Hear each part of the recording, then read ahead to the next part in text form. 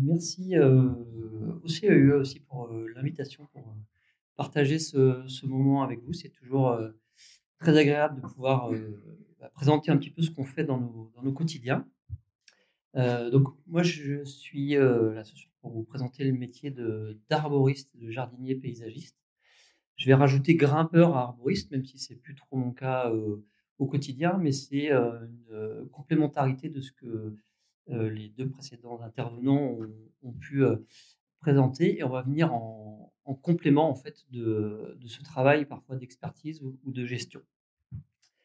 Hem, je vais commencer d'abord par le métier d'arboriste qui est un métier alors, dans les métiers qui vient compléter des parcours, alors soit d'ingénierie forestière, soit de gestion forestière ou de filières, plus, paysagères et qui s'obtient par une certification, heu, par le biais de différents centres, qui permet d'acquérir des compétences pour travailler en hauteur en toute sécurité et des compétences, pour, appréhender la vie des arbres et pouvoir intervenir dessus. Parce que là, l'enjeu, c'est d'aller intervenir par exemple, à la suite de préconisations, faites, lors d'une expertise ou de différents soucis, rencontrés dans la cohabitation. Donc c'est bien une spécialisation dans la taille, le soin, parfois les abattages, et la gestion et la valorisation du bois. Les lieux d'intervention sont privés, publics, dans les parcs et jardins.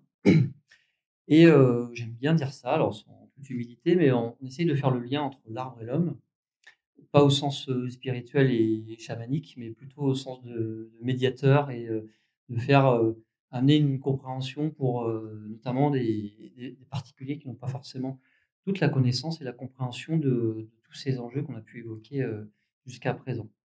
Donc, on est amené à travailler, dans les arbres, vraiment en hauteur. Donc il faut pas avoir le vertige et il faut pas couper la branche sur laquelle on est. Ça, c'est la phrase qu'on entend très fréquemment. Donc dans la gestion du patrimoine arboré, on travaille, pour, différents acteurs, des gestionnaires du patrimoine, des experts, des responsables de services techniques, d'autres paysagistes, concepteurs ou entrepreneurs et puis, des particuliers et des entreprises. Dans le premier cas, alors c'est pas une notion de quantité, c'est très variable. Simplement, ce premier cas, on va plutôt se mettre au service de ces besoins et le cadre, il est, plutôt, donné par, les différents acteurs comme les gestionnaires ou les experts. Et dans l'autre cas, avec les particuliers et les entreprises, eh bien, c'est plutôt à nous de définir ce cadre, eh bien, en gérant, les demandes de les demandes des différents, clients et en y apportant ce conseil, face notamment à une période comme en ce moment, il faut gérer un peu l'émotionnel avec, la peur qui vient, s'ajouter au risque de chute et de tout ce qui peut, entourer l'arbre. Heu, je vais parler de la deuxième casquette aussi qui est jardinier paysagiste. Alors, pour le coup, on n'intervient pas là sur le patrimoine arboré, en lui-même. Par contre, on intervient au pied du patrimoine arboré et on peut, si on n'est pas, bienveillant justement, faire, eh bien de grosses bêtises et voire même des dégâts. Donc la posture de jardinier paysagiste se tient par un parcours, assez variable. À la fois en suivant un cursus, classique par voie professionnelle. On peut aller assez loin aussi dans les diplômes et on peut aussi se reconvertir. La manière dont nous on perçoit ce métier, c'est le jardinier est quelqu'un d'assez, généraliste en tout cas, qui a une connaissance du végétal assez poussée, qui intervient plutôt sur la strate arbustive pour le coup, en entretien, en plantation, et en différents aménagements. Il se doit d'avoir une vision, globale du jardin et de son environnement pour s'adapter aux différentes situations. Voici quelques exemples de contexte. Alors c'est très variable aussi parce qu'il y a selon les entités et les situations, il peut y avoir des spécialisations dans des des projets qui soient plus ou moins orientés, ce qui en tout cas pour notre cas, nous on est plus sur le végétal, et des choses intégrées, enfin où on intègre le bois notamment, pour boucler la boucle, si je puis dire. Là, on va retrouver la relation aussi dans les différents acteurs avec une relation plus de professionnel à professionnel avec des responsables de services techniques, des paysagistes concepteurs et des particuliers et entreprises. Alors, on l'a évoqué précédemment, l'arbre, je vais pas trop m'attarder, mais plutôt illustrer avec des photos complémentaires pour heu, étayer les propos qui ont été évoqués précédemment. Où donc on a vu l'arbre se développe dans un environnement aérien et souterrain. Et bien souvent, c'est quand même l'espace aérien qui est considéré parce que c'est ce qui est visible, hein, tout simplement. Et on néglige les proportions du système racinaire qui peuvent être, autant, voire plus importantes dans certains cas. Là, on voit sur la photo, à gauche où, là sur un très jeune chêne où on peut se retrouver avec, un système racinaire qui a pris des proportions, très importantes. Alors évidemment, selon les endroits où les arbres vont se développer, ils vont faire ce qu'ils vont pouvoir, avec du compromis parce en fonction des situations, on s'éloigne évidemment du milieu forestier, mais ça se passe à peu près, correctement. Là, on peut le voir sur, différents, aménagements. Là où ça commence à se corser, c'est quand on vient, nous, avec nos besoins de confort, prendre et empiéter, sur l'espace, vital de l'arbre. Alors notre confort, c'est, la simplification, d'entretien d'un jardin, c'est, l'accès à la lumière, on l'a vu, pour l'habitation, mais aussi, pour les panneaux solaires notamment. Le dégagement des voiries, des réseaux, des limites de propriété, réglementaires et ce côté émotionnel de gestion et anticipation des risques de chute. Où là, on peut mettre, tout un tas d'arguments pour, couper un arbre. Parce que justement, on va essayer de voir on va essayer de voir par l'exemple qu'il faut éviter. Voilà, alors un type d'exemple assez caractéristique.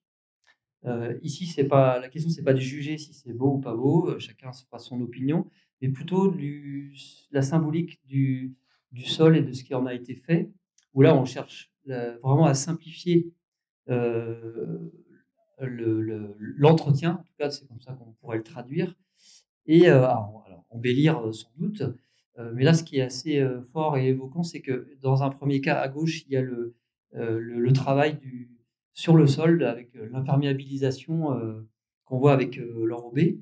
Peut-être un rechargement ou en tout cas une découpe. On sent que le système racinaire, il est contenu dans un espace, très restreint.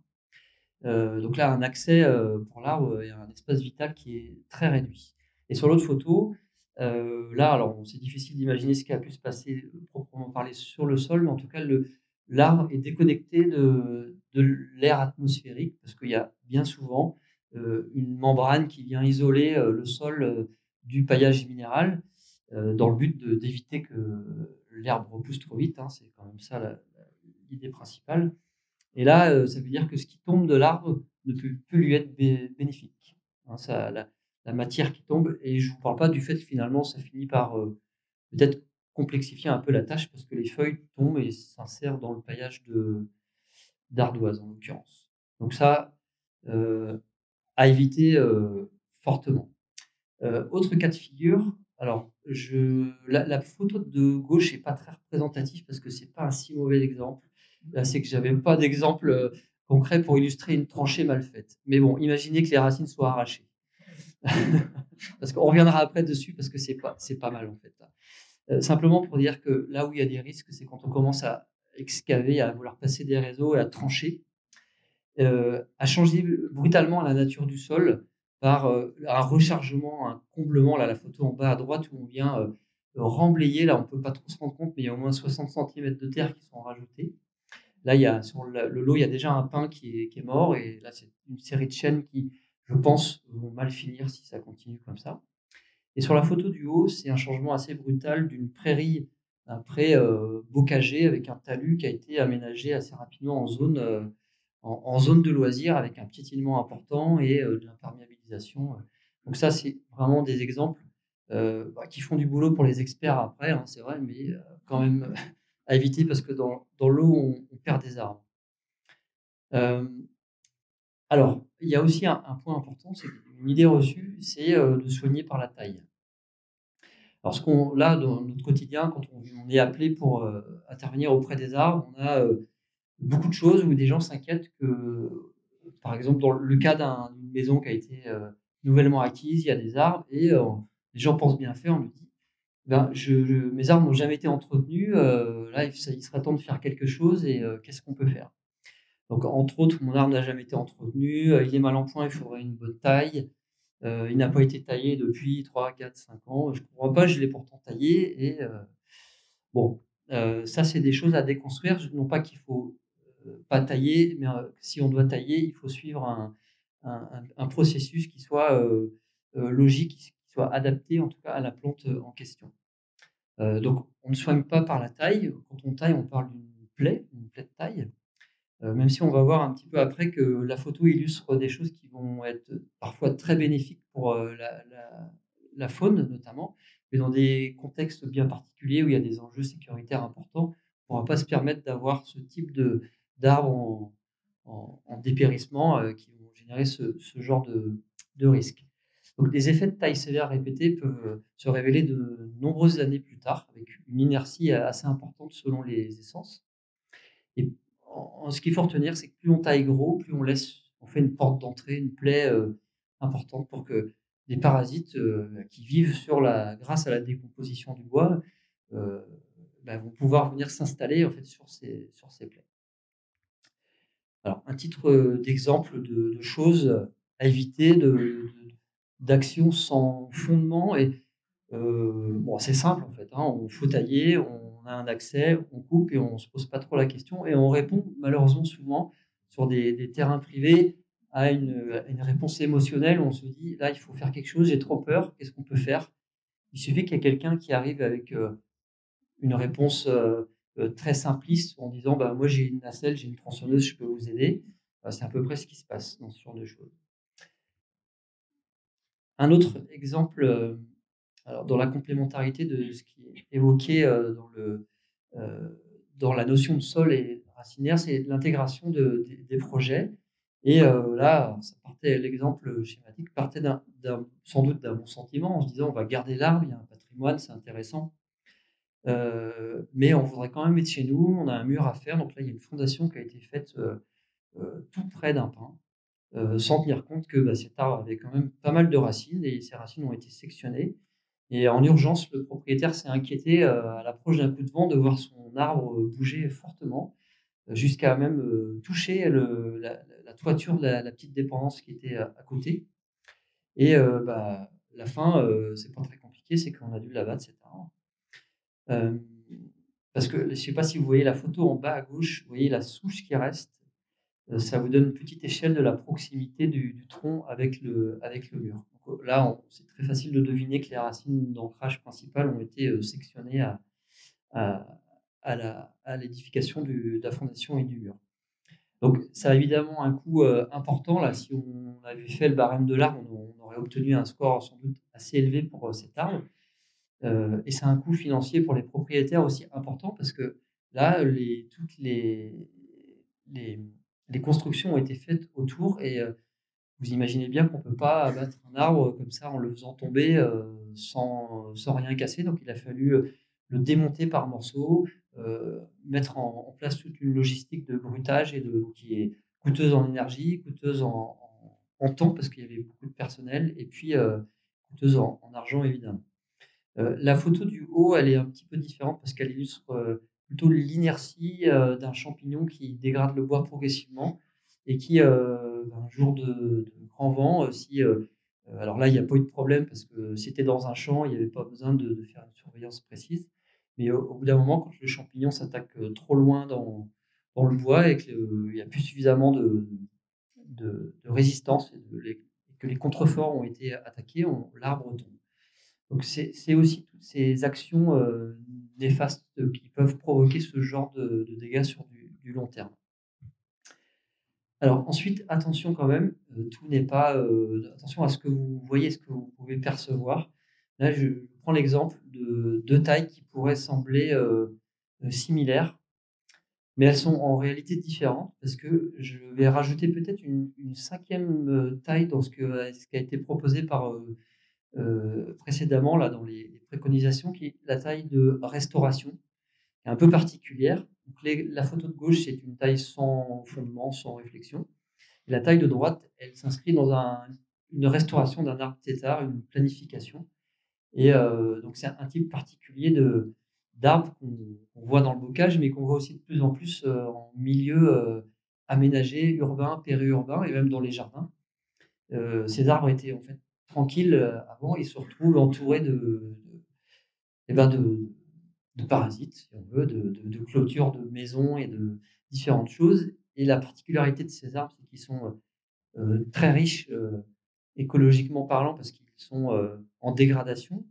Mais quand la gestion en fait de ce type d'arbre a été abandonnée, on se retrouve avec des branches trop importantes par rapport à la capacité du tronc de les retenir.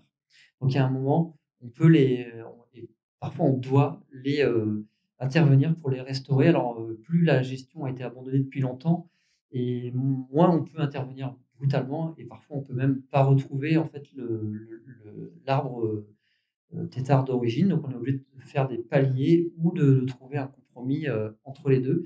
Mais l'enjeu là, c'est de ne pas perdre l'arbre par arrachement des branches et par ouverture du tronc.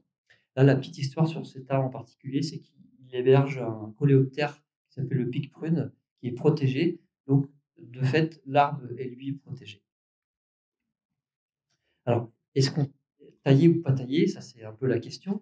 Donc, il y a plein de raisons de tailler. On l'a vu avec nos besoins de confort. On est obligé d'intervenir dans plein de cas. Simplement, avant de le faire, eh bien, il faut analyser les choses, comprendre le contexte, déterminer évidemment sur quel type d'arbre on doit intervenir, son stade de développement, son histoire, son état, repérer les contraintes, pourquoi on taille. S'il faut juste tailler pour dégager une ligne téléphone, par exemple, eh bien, on peut juste se concentrer sur cette contrainte-là. On n'est pas obligé d'intervenir sur l'arbre entier, de chercher à vouloir à tout prix rééquilibrer ou faire des actions qui seraient plus inutiles. Et puis, en fonction de tous ces critères, on va proposer une action cohérente et qui va respecter la physiologie de l'arbre. Donc là, je reprends l'exemple d'un très beau tétard ici, un arbre, un vieux chêne qui a environ 400 ans. Après, on ne sait plus trop parce que là, vous allez voir qu'on perd, c'est difficile de tout mesurer. Là, on le perçoit difficilement sur l'image, mais au milieu, il y a déjà un système de haubanage qui tire les branches entre elles pour éviter que l'arbre s'ouvre complètement. Donc là, le propriétaire s'en est inquiété, il bichonne son arbre depuis de nombreuses années. Et effectivement, il y a un déclin qui est un petit peu amorcé, et on travaille avec un ingénieur conseiller de Mission Bocage, pour être précis. Il y a eu un plan de restauration, et nous, on a eu la chance de pouvoir intervenir sur cet arbre, et on a fait une taille donc, la petite photo à droite, c'est l'intérieur de l'arbre, là, on dirait une grotte, mais c'est vraiment le tronc. Et tout le reste, ça a été en premier palier d'alléger partout où il y avait du poids trop important, sans défigurer non plus complètement l'arbre. Et en gros, c'était pour soulager les haubans qui étaient en place. Alors malheureusement, aujourd'hui, cet arbre n'a plus cette physionomie-là, parce qu'il y a eu d'autres interventions, l'herbe s'est encore dégradée et il ressemble moins à ça. J'ai pas voulu vous montrer ces photos parce qu'elles sont un peu plus décevantes. Quand on intervient donc sur ces différents arbres, on doit, je ne vais pas trop m'étaler dessus, mais il y a eu juste avant le fait de tailler correctement avec des angles de coupe corrects. Là, on pourra ajouter qu'il faut travailler évidemment avec un matériel qui soit en très bon état, qui coupe très, très bien, et qu'on sera amené à nettoyer, voire même désinfecter, parce que nous, notre principe, c'est aussi de se déplacer. En fait, on est vecteur essentiellement, et on travaille sur des arbres qui peuvent être et sont souvent porteurs de différents germes, différents spores. Enfin, c'est normal. Et si on ne fait pas attention, on va les emmener d'un arbre à l'autre. Donc, c'est aussi pour ça qu'il faut vraiment voir la taille comme étant une solution dernier recours, parce qu'à chaque fois qu'on va faire une ouverture ou qu'on va intervenir sur l'arbre, potentiellement, on peut créer ce genre de soucis et créer un problème qui n'existait pas avant. Alors, petit exemple là, de taille de cohabitation, où là, on est dans un jardin avec des petites contraintes de limite de propriété, un petit peu de bâtiment, et puis un petit peu d'accès à la lumière. Donc là, c'est une taille d'éclaircie voilà, en douceur. Et là, il y a un point qui est important en tant que propriétaire. Donc on a vu, il y a une réglementation qui impose des devoirs de respecter l'emprise et la propriété de ses voisins. Maintenant, il y a aussi le bon sens quand même. Et là, un conseil, ce qui est intéressant, c'est d'anticiper ces petites choses et de prévenir, de ne pas attendre et de ne pas vous mettre. Ce qui est bien, c'est de se mettre aussi à la place de ses voisins et d'en parler et d'anticiper de façon à pouvoir tailler le plus tôt possible et le plus petit possible et de manière à instituer aussi un dialogue pour éviter des aplombs parfois brutaux quand le temps est dépassé, que les voisins ont atteint un stade de patience et pour éviter, là, autant on peut se positionner comme médiateur, mais il y a parfois des situations vécues et véridiques où on est dans l'arbre et les voisins s'engueulent en dessous pour dire tailler plus, tailler moins. Et ça, c'est assez stérile parce que finalement, au bout du compte, c'est l'arbre qui trinque à chaque fois parce que c'est la loi qui vient trancher. Et malheureusement, la loi, elle est aussi pour si le voisin veut être dans ses droits, il a le droit d'exiger l'aplomb de l'arbre au-dessus de chez lui. Là, un autre exemple un peu similaire, on vient faire travailler sur l'ensemble de l'arbre, mais assez en douceur. Ici, on est sur un cas de branche un petit peu atypique, un développement particulier qui avait un risque de rupture un petit peu plus important, où là, on vient soulager un peu le poids. Dans certains cas, on pourrait venir ajouter un haut-banc, ce n'est pas le cas ici, mais pour venir conforter, éviter que cette branche se rompe trop violemment et abîme les choses. Ici, on est sur des tailles un petit peu plus jardinées. Donc là, l'enjeu, c'est plus la vision sur la mer. On est à Préfaille et les gens tiennent à leurs arbres, donc c'est plutôt intéressant, mais ils veulent aussi voir la mer. Donc il a fallu trouver un compromis entre tout ça. Alors là, il y a un bémol quand même. Attention à ce type de gestion parce que même s'il est assez doux en termes de diamètre d'intervention sur les branches, par contre, il engage un suivi qui est régulier, qui n'est pas tout à fait annuel, mais au moins tous les 2 ans, il faut revenir sur les arbres. Donc c'est un coût financier qui n'est pas négligeable. Et ici, une autre petite taille d'éclaircie ou un petit pin là, penché qui était devant une porte d'entrée où eh bien, la personne souhaitait garder son arme, mais si la lumière pouvait quand même entrer dans sa cuisine.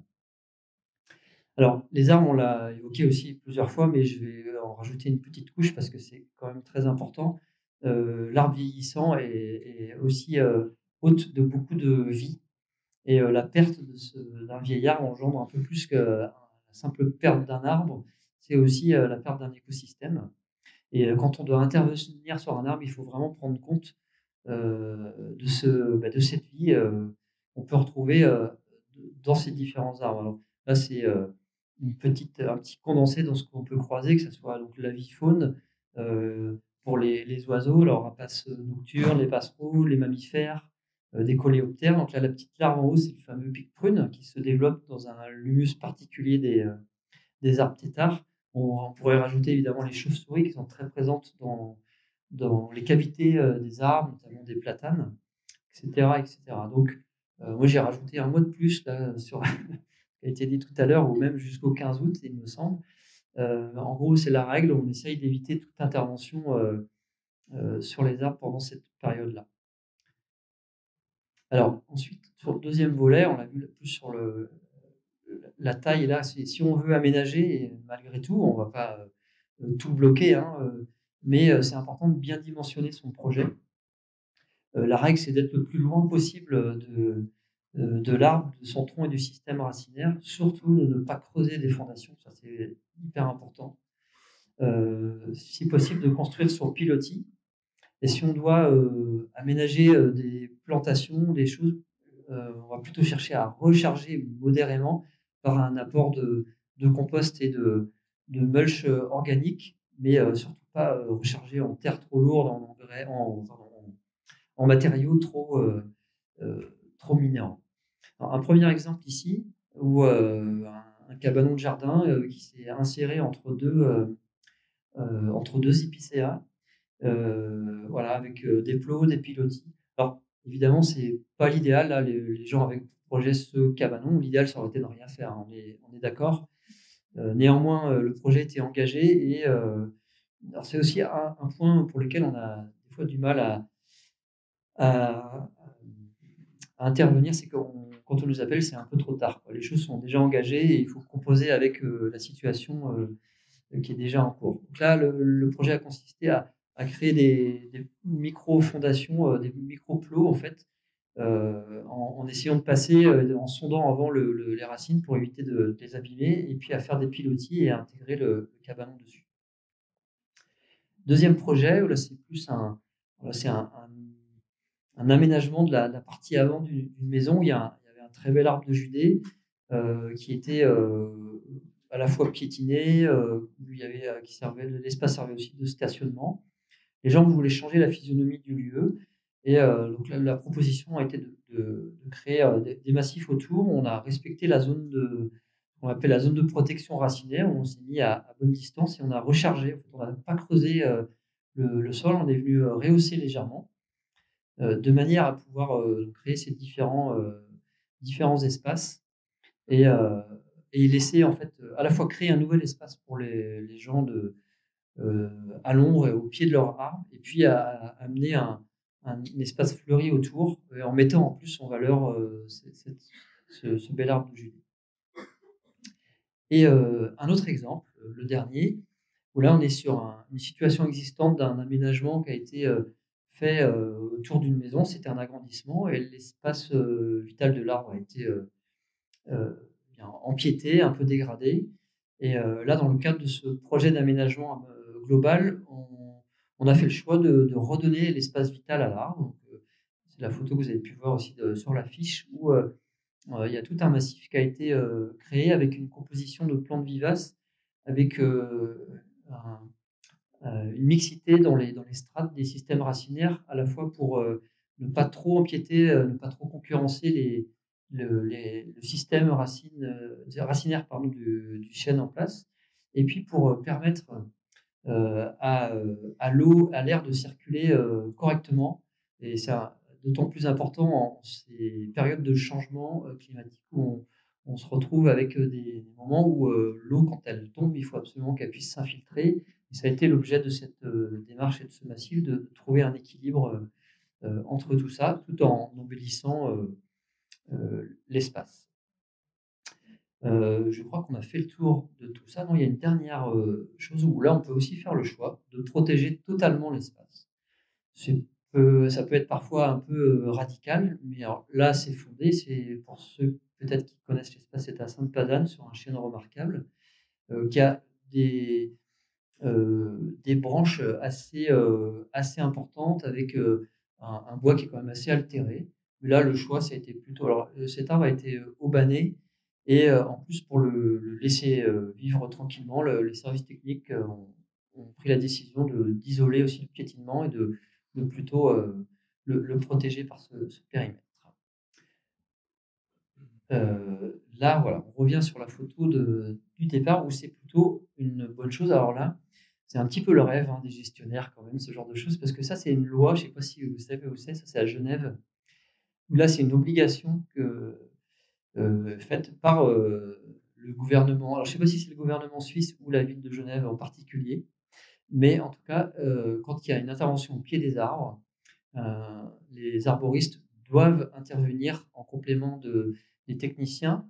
Là, la méthode d'excavation, c'est l'aspiration. On ne vient pas creuser, on vient aspirer le substrat, et les arboristes viennent derrière avec des petites spatules, des petits pinceaux pour nettoyer les racines. Ils emmaillotent les racines avec de la toile de jute humidifiée, et ils attendent la fin des travaux. Ils reviennent après pour reboucher, et sans que les racines soient. Ça fait un peu rêver, hein, quand même, ça. Mais ouais, là, j'avoue que la fois où la personne m'a présenté ça, j'étais un peu scotché parce que tout le monde est resté. Alors, maintenant, après tout ce que vous avez entendu là, l'idée c'est de pouvoir trouver euh, des interlocuteurs qui soient en accord avec ce que vous souhaitez. C'est pas toujours évident parce il y a beaucoup de monde et c'est pas toujours facile. Alors, quelques pistes, je sais pas si elles sont bon, en tout cas, elles ont pour but de vous aider un petit peu. N'hésitez pas à appeler un paysagiste de conseil qui, lui, pourra faire appel à un réseau aussi d'acteurs avec qui il travaille. Un arboriste aussi conseil. Choisir une structure qui est certifiée. Donc, il y a des certifications Sequoia et Caliarbre. Même si ça ne fait pas tout, il y a aussi des structures qui travaillent très bien qui ne sont pas certifiées. N'hésitez pas à poser des questions sur la méthode de travail, le matériel utilisé, le résultat, ce que vous attendez ou ce que vous souhaitez surtout pas voir faire sur votre arbre ou sur la manière dont votre projet, enfin, si vous souhaitez que votre projet soit conduit d'une certaine manière, n'hésitez pas à être ferme et à l'exprimer. Demandez des références de chantier, posez vos conditions, exprimez vraiment ses souhaits, surtout, alors là, c'est plus des souhaits, ce sont des exigences de protection des troncs, heu au moment des travaux et c'est vraiment important de s'assurer que s'il y a plusieurs corps de métier qui interviennent, que tout le monde soit vraiment au courant et briefé surtout.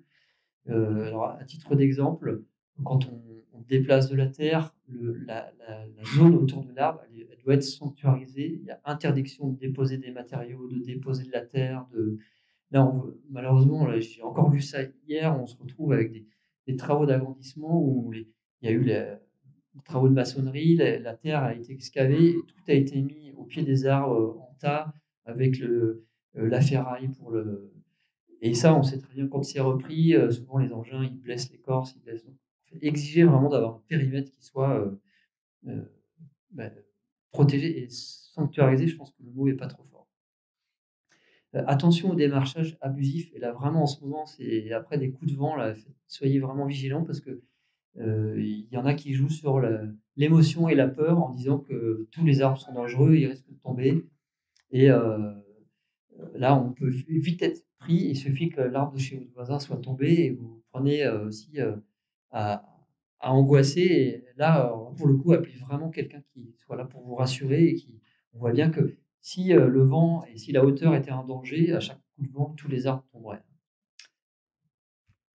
Je vais vous laisser, sur cette petite phrase de Francis Allais, que je me permettrai de compléter aussi par une autre petite phrase que si vous devez planter, ce que dit Francis Allais, l'idéal, c'est même de semer des arbres parce que c'est là où vous êtes sûr finalement, de rien avoir à faire.